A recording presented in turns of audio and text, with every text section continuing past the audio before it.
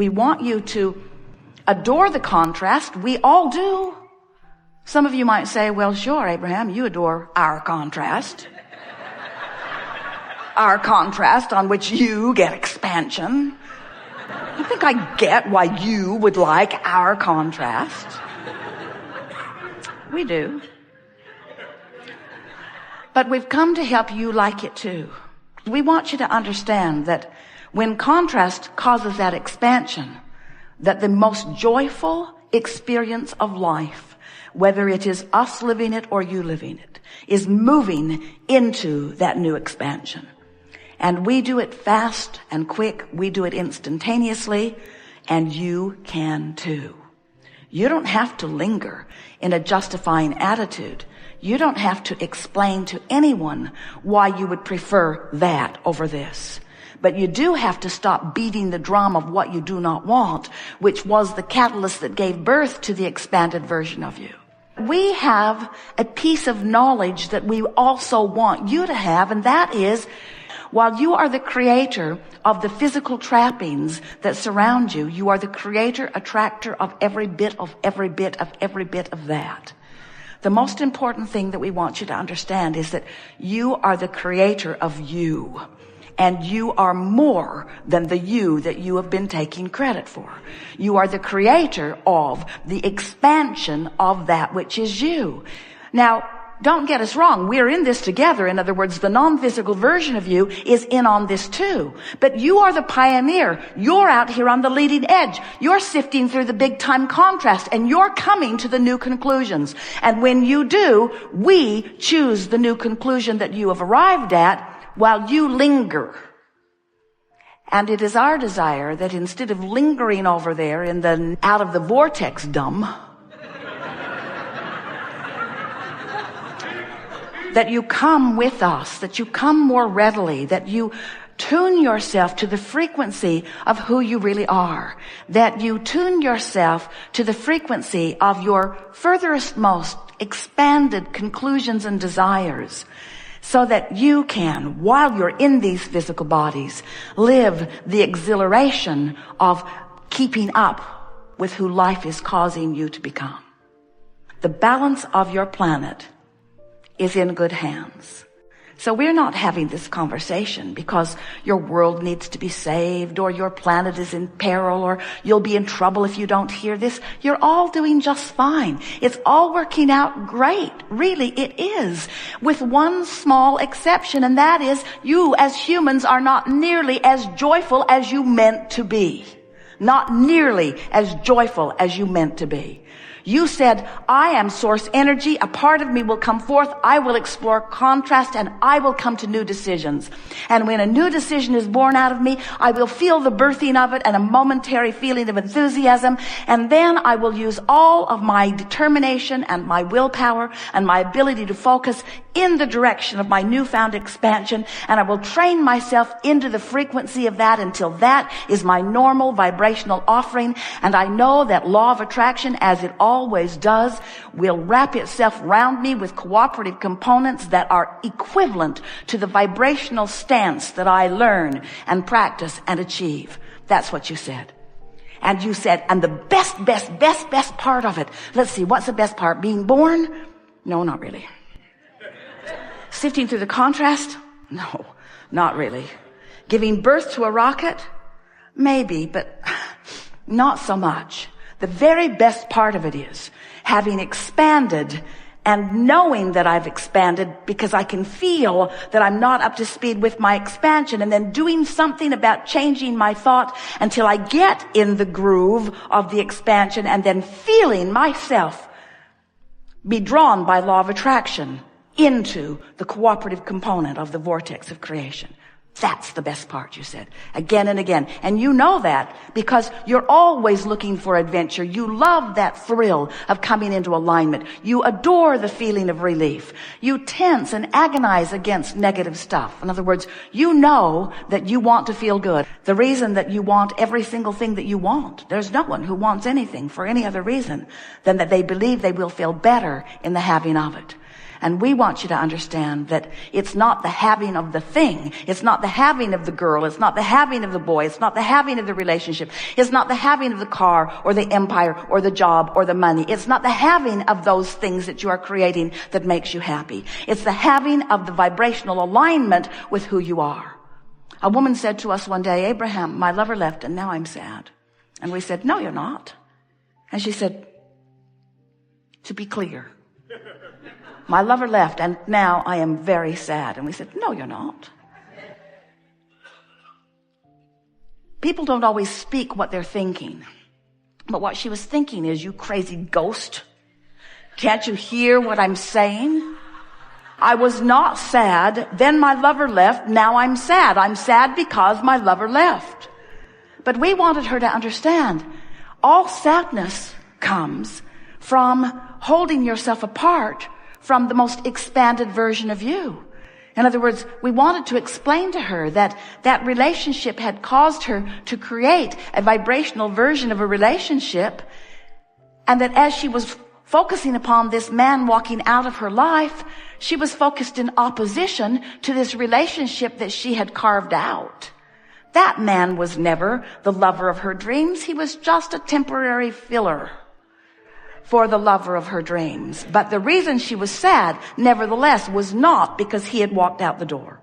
She was just using his exit as her excuse to not be a vibrational match to who she is. You have the ability, no matter what, to focus yourself out of sadness. The reason that so often you don't believe that you can do that is because law of attraction has been active in your life. And if you've been beating the drum of something, law of attraction's been surrounding you with more things like that. So when you get going on something, and it's a far cry, a far vibrational cry from who you really are and all that you've expanded to, you feel bad. And then you begin making a sort of art of feeling bad. You email friends about how bad you feel today. You blog about it. You talk to your friends about it. You think about it. Someone said to us, it feels like my thoughts are thinking me. It doesn't feel like I have any control over my thoughts. I try to think more positive thoughts, but I just keep going back and going back and going back.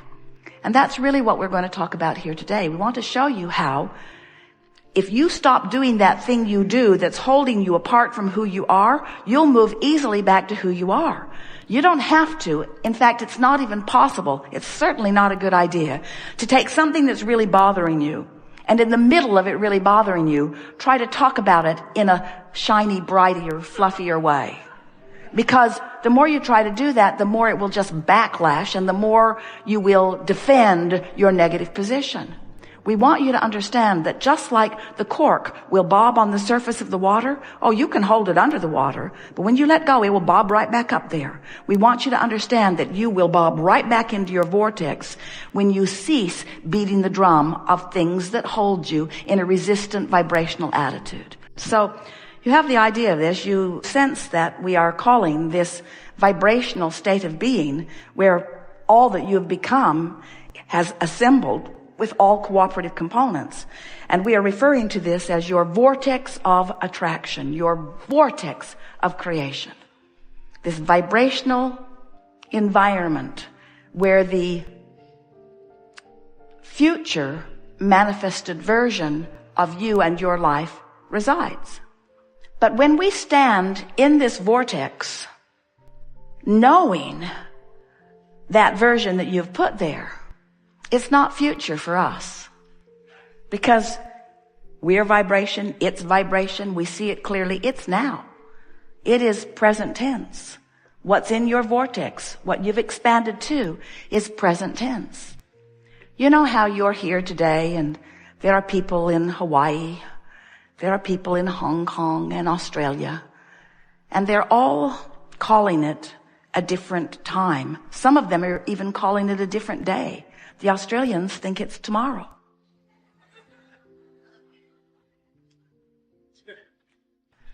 But even though all of that is true, it's all right now. It's all right now. It's all right now.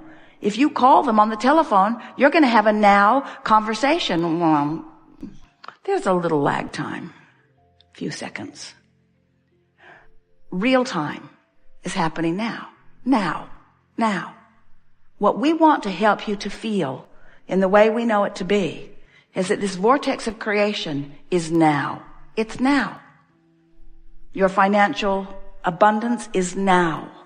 Your physical well-being is now.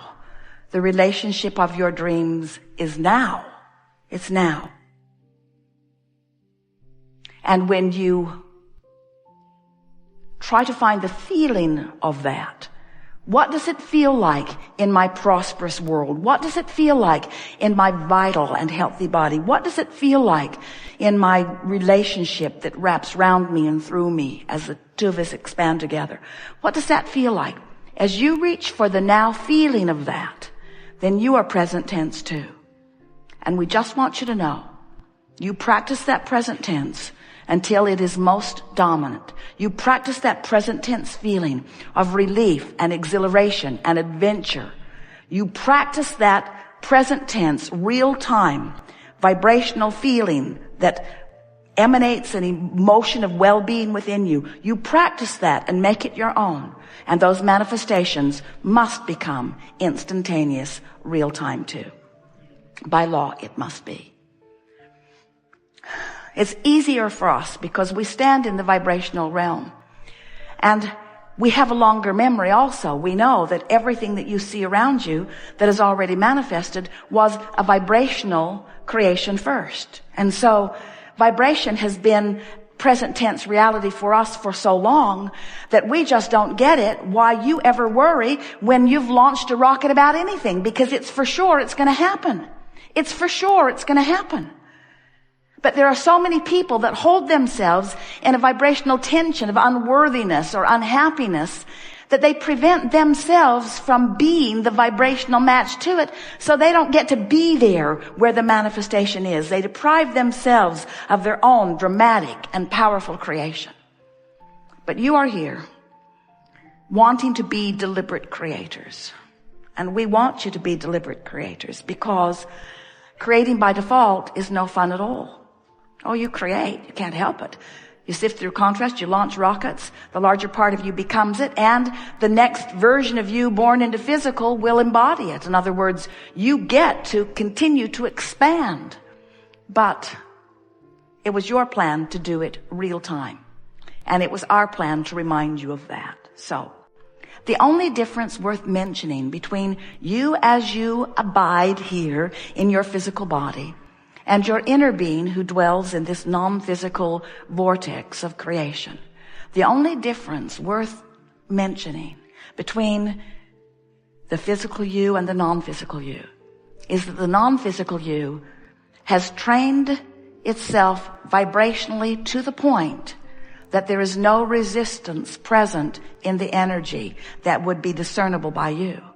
Now, we qualified that just a bit because there's contrast in everything, and there are two sides to every wave. We're just telling you that the non-physical wave doesn't have the dips and swings in it that the physical wave does.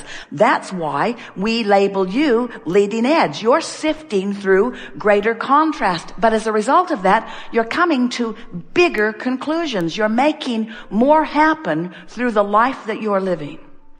Now, we come forth to visit with you because you've summoned us in your wanting to understand how all of this works, not because you need to know what we're going to talk about here today in order for this continuum of eternal life to continue to progress perfectly.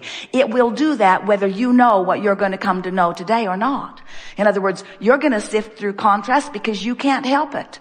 And you're going to know what you don't want because you can't help it. And you're going to give birth to rockets of desire about what you would prefer because you can't help that. In other words, these are the natural consequences of sifting through contrast in a leading edge environment. All of that is going to take place whether you understand what we're going to talk about here today or not.